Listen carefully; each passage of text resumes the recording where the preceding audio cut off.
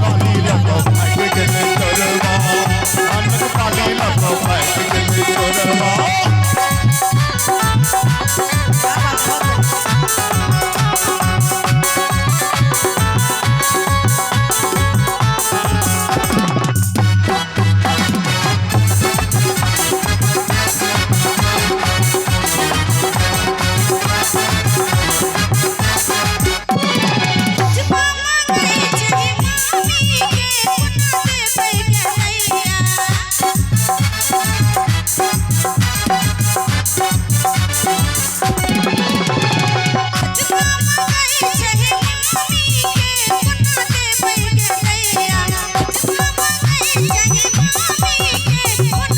बना दे बैगनैया मौसी के खर्चा उठे से कोना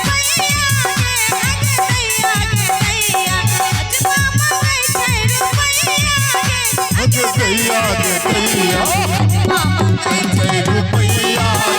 आगे दैया अजमा कैसे रुपैया रे अजय दैया